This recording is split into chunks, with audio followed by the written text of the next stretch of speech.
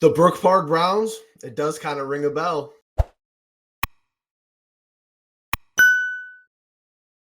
Cleveland Brown faithful, welcome back on into the Cleveland Pulse YouTube channel. If you are not living under a rock, you have heard what I'm going to talk about, and that is the Cleveland Browns and more or less the Haslam family's proposal to move a new stadium outside of downtown Cleveland into Brook Park. Massive proposal, massive money, massive controversy online, at least from what I'm seeing.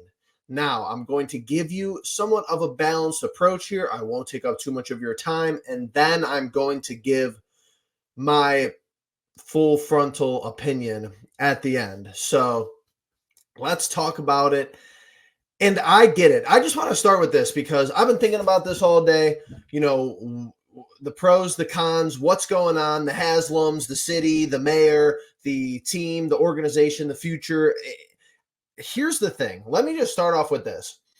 This fan base does not trust owners, and you can't blame us. Like, Art Modell happened. The team got moved once. And it's not like that. I think this is actually an advanced effort to keep a sports team in Cleveland, even though I get it, it's not in Cleveland, but it's to keep a sports team that will be associated with Cleveland around.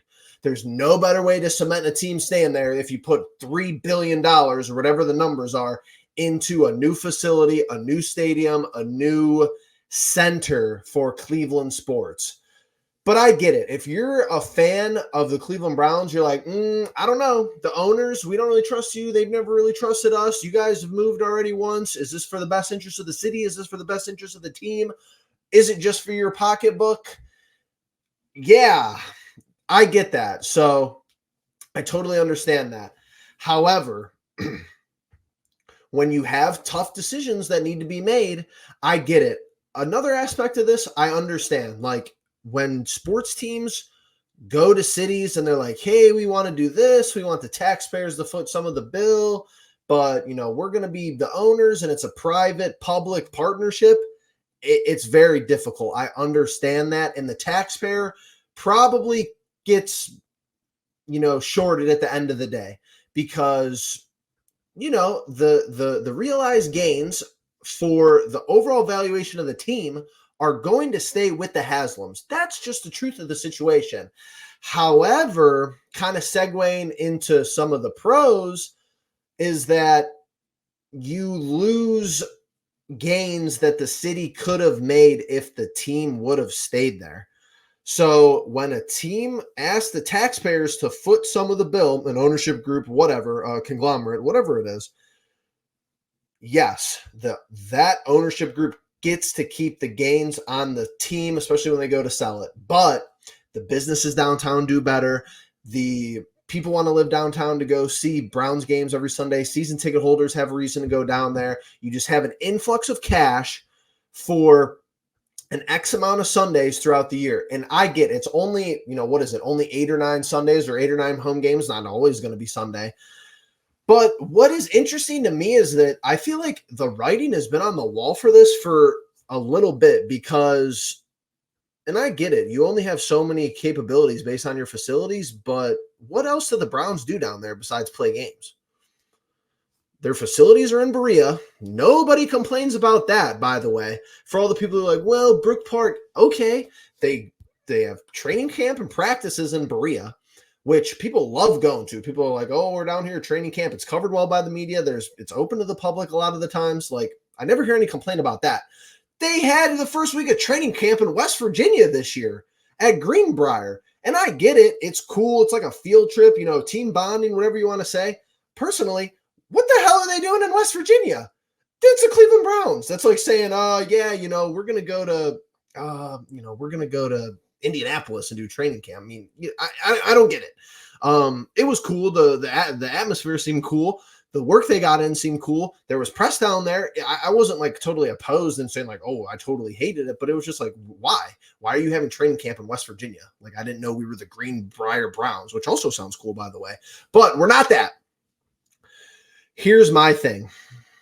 The stadium being moved is the first step in my lifetime that it seems like an ownership group wants to make tangible change that will affect the city adjacently and the city itself. Like people think, oh, Cleveland's going to be totally left out of this. I could see where you're coming, from a baseline level for that. But at the end of the day, there's going to be more opportunities for the Browns to be a better organization, a better franchise, to be on the national stage with this type of setup, with a new stadium, with a boatload of money, with a new campus in an area that can not only support it, but also is kind of positioned a lot better than anything you would put downtown. And I understand that some of those arguments are kind of stupid. And I agree, like, oh, the downtown setup is so bad. The parking's bad. The getting into the stadium, getting out of the stadium. It's not very convenient on the lakefront. It's not good football weather. All right. First of all, you're going to a sporting event. You're going to an NFL home game. It's going to be busy. There's going to be waits. Parking's going to be bad. Welcome on into like, hey, if you don't like all that stuff, don't be a fan. All right. The Dome. Let's talk about the Dome. Because I've been against the Dome. I believe I'm on record saying that the Dome makes no sense for AFC North football. I'm come to the realization that I'm not a flip-flopper, but I've come to the realization that you're never going to do a project like this without it being a dome, because they want all the other they want all the other revenue streams to be there. Concerts, the rendering showed a basketball game, it looked like there, event center, stuff like that. You have to kind of have it be a dome if you want to maximize your return on investment. That's the reality of the situation.